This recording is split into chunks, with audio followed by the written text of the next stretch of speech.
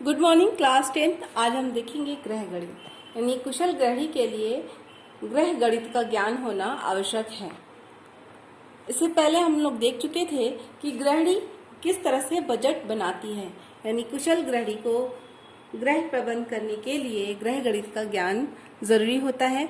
और ग्रह गणित के अंतर्गत गृहिणी को उसके परिवार में कितनी आय है, उसे कितना व्यय करना है और व्यय के साथ साथ भविष्य के आकस्मिक आवश्यकताओं को पूरा करने के लिए उसे कुछ पैसा बचा के भी रखना पड़ता है। ये कहलाता है बजट, जो हम पिछले क्लास में देख चुके हैं, इससे पहले हम लोग पढ़ चुके हैं। तो ग्रह गणित में आता है जोड़, घटाना, गुणा, भाग इत्यादि।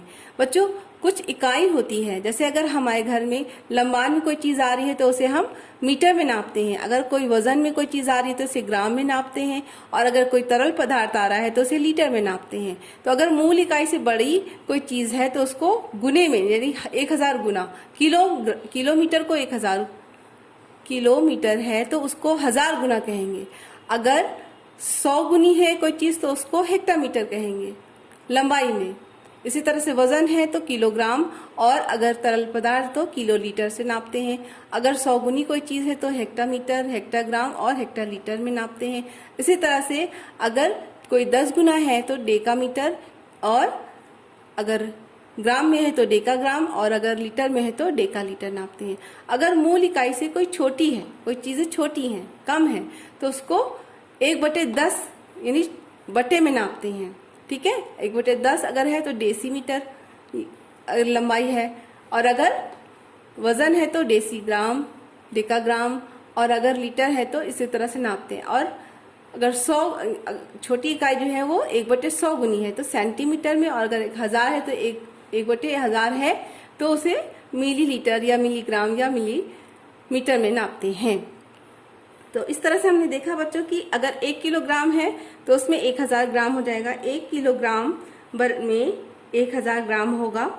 और अगर मूल इकाई से छोटी है तो हम उसे कह सकते हैं कि 1 मीटर में 100 सेंटीमीटर होता है। ठीक है, मूल इकाई से छोटी है अगर तो। इसी तरह से ग्राम को नापते हैं और लीटर को नापते हैं। अब हम देखते हैं बच्चों सरल जोड़, यानी कि दशमलव क्या होता है। दशमलव एक ऐसा बिंदु होता है जो भी किसी भी मूल इकाई के या मूल संख्या के पश्चात लगाया जाता है और बाईं ओर लगाया जाता है। ठीक है, अगर हम दशमलव का प्रयोग कर रहे हैं तो ये एक ऐसा बिंदु है जो किसी भी संख्या में इकाई के पश्चात उसके बाईं ओर, इकाई के पश्चात उसके बाईं ओर लगाया जाता है।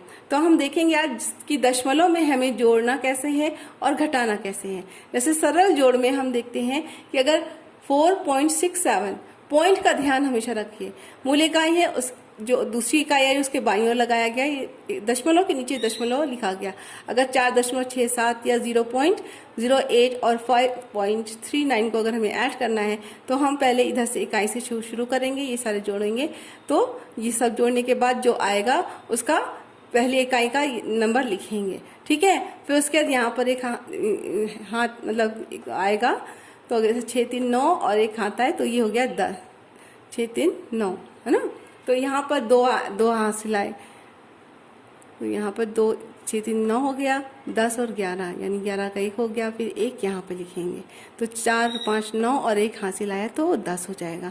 तो इसी तरह से हम लोग का ध्यान रखना है कि हम लोग को जोड़ने के बाद 1 बच रहा है या 2 बच रहा है, जो भी हाथ आएगा यहाँ उसको कैरी करते हैं हम लोग। यहाँ पे जैसे 2 का कैरी है तो 2 लिख दिया, 2 जो 6 3 9 और 2 11। इसके बाद यहाँ पे 1 कैरी है तो दशमलव के बाद लगा दिया उसको 10, तो यहाँ पे हो जाएगा 10.14 इसका योगफल हो जाएगा। तो पॉइंट को ध्यान में रखा जाता है।